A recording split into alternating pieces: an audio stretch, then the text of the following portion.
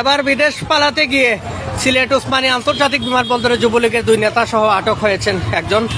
এর মধ্যে একজন ইউনিয়ন পরিষদ চেয়ারম্যান। এয়ারপোর্ট কর্মরত ইমিগ্রেশন পুলিশ বৃহস্পতিবার 29 আগস্ট বিকেলে তাদেরকে আটক করে। বিষয়টি নিশ্চিত করেছেন এয়ারপোর্ট থানার ভারপ্রাপ্ত কর্মকর্তা ওসি আনিসুর রহমান। আটকরা হলেন সাবেক পরিবেশ, বন, জলবায়ু পরিবর্তন মন্ত্রী মোহাম্মদ শাহাবুদ্দিনের ভাগ্নে ও বনলেখা সদর উপজেলা চেয়ারম্যান ও যুবলীগ নেতা সালেহ আহমেদ জুয়েল ও বনলেখা সদর ইউনিয়ন যুবলীগের সভাপতি জালাল আহমেদ।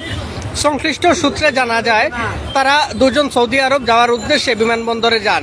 সন্ধ্যার 5টার দিকে ইমিগ্রেশন পুলিশ তাদেরকে আটক করেন।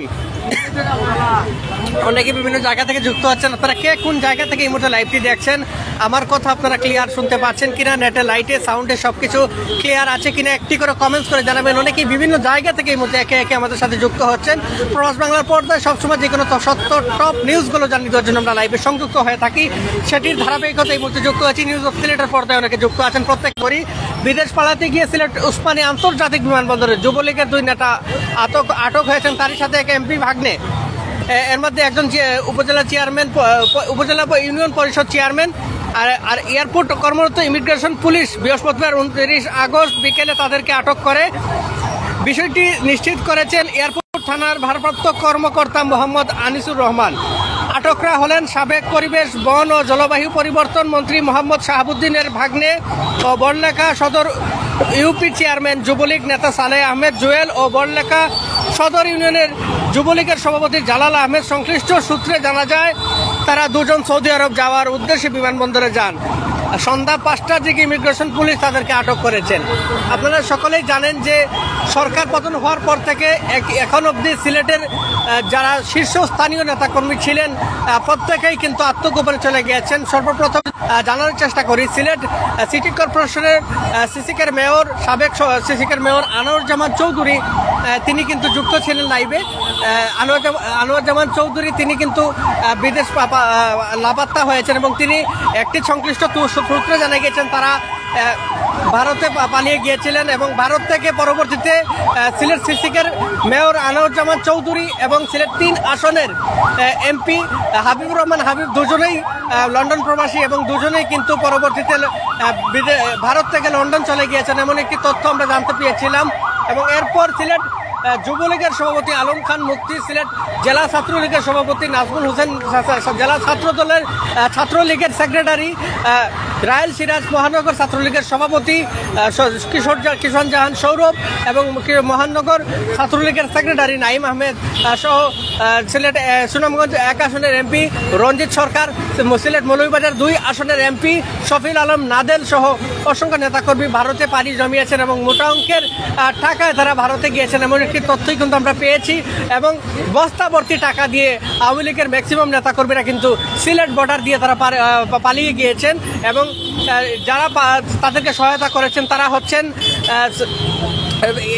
ভারতের আশপাশের যে চোরা কারবারি আছেন, বিশেষ করে চিনি ও গরু চোরা কারবারিরা যারা জড়িত তারা কিন্তু এই নেতাকর্মীদের সহযোগিতা করেছেন এবং তাদের সহায়তাই কিন্তু তারা কিন্তু প্রত্যেকে ভারতে পাড়ি জমিয়েছেন।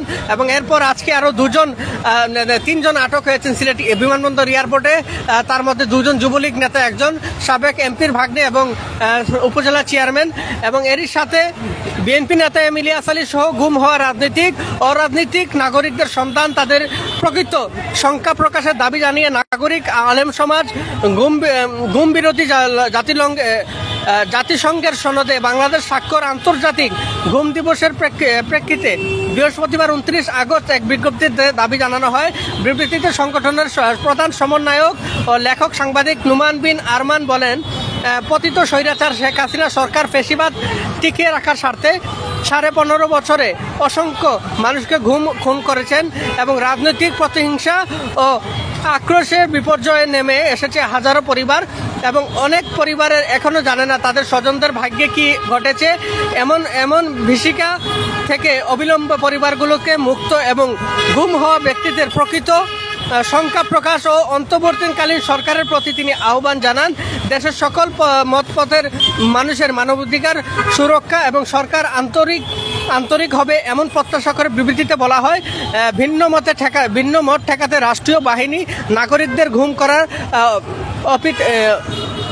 অপনীতি থেকে যাতে সরে আসে এবং সেটি শতভাগ নিশ্চিত করতে হবে, সেজন্য শক্তিশালী আইনি কাঠামো তৈরি ও জড়িতদের বিচারের মুখোমুখি করা সহ বাহিনীগুলোর সদস্যদের মানবিক ও মূল্যবোধ বৃদ্ধির কার্যকর উদ্যোগ নিতে সরকারের প্রতি দাবি জানানো হয়। বিবৃতিতে স্বাক্ষরে নাগরিক আলেম সমাজের সমন্বয়ক মাওলানা হাসান ফয়েজ, লেখক মতিবুল মুরসালিন, আদিব আহমেদ, মিশন 1 মিলিয়ন প্রধান নির্বাহী ফয়জুর রহমান, লেখক নওয়াজ, কণ্ঠশিল্পী শেখ এনাম, লেখক কবির আহমেদ খান, লেখক হুসাইন ফাহিম ও মাওলানা সাদিকুর রহমান।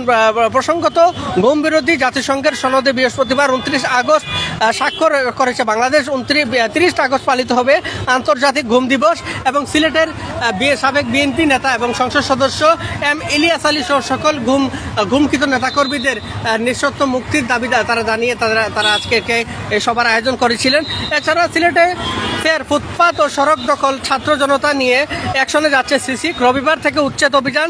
সিলেটে ফের ফুটপাত সড়ক দখল ছাত্র জনতাকে নিয়ে অ্যাকশনে যাচ্ছে সিসিক। সিটি কর্পোরেশনের সিসিক সাবেক 2 মেয়র আরিফুল হক চৌধুরী ও আনোয়ারুজ্জামান চৌধুরী মহানগরের ভ্রাম্যমাণ ক্ষুদ্র ব্যবসায়ীদের হকার পুনর্বাসনের উদ্যোগে নিয়েছিলেন। দুজনই নগর ভবনের পেছনে লালদিঘিপার মাঠে তাদের পুনর্বাসনের জন্য সেটি তৈরি করে দিয়ে সেখানে বসিয়ে সড়ক ও ফুটপাত জঞ্জাল মুক্ত করতে চেয়েছিলেন, কিন্তু কিছুদিন পর তারা ফের সড়ক ও ফুটপাত দখল করে সাজিয়ে বসেন। পণ্যের পসরা ও 5 আগস্টের পর থেকে একই দৃশ্য দেখা যাচ্ছে মহানগরের বন্দর, জিন্দাবাজার, আম্বরখানা সহ সকল গুরুত্বপূর্ণ এলাকায়। এবার প্রশাসনের নিয়ন্ত্রণাধীন মেয়রবিহীন সিটি কর্পোরেশনের হকারদের শনিবার পর্যন্ত সময় বেঁধে দিয়ে কঠোর বার্তা প্রদান করেন মহানগরের সড়ক ফুটপাত দখলমুক্ত করে শৃঙ্খলা ফিরিয়ে আনতে। রবিবার সকাল থেকে পুলিশ ও প্রশাসন ছাত্র জনতাকে উচ্ছেদ অভিযান নামেন এবং সিসিকের ভ্রাম্যমাণ আদালত অভিযানের বিষয়টি এক বিজ্ঞপ্তিতে জানিয়েছেন। সিসিকের গণসংযোগ কর্মকর্তা অতিরিক্ত দায়িত্ব নেহার রঞ্জন পুরকায়স্ত তিনি জানান যে ভ্রাম্যমাণ ক্ষুদ্র ব্যবসায়ীদের জন্য নির্ধারণ করে দেওয়া মাঠ ছেড়ে সড়ক ও ফুটপাত দখল করে ফের ব্যবসা শুরু করেছে তারা। এত নগর জুড়ে চরম দুর্ভোগ ও তীব্র যানজটের সৃষ্টি করছে। ফুটপাত থেকে ব্যবসাত প্রতিষ্ঠান সরিয়ে নেওয়ার জন্য কয়েকদিন ধরে মাইকিং করা হচ্ছে।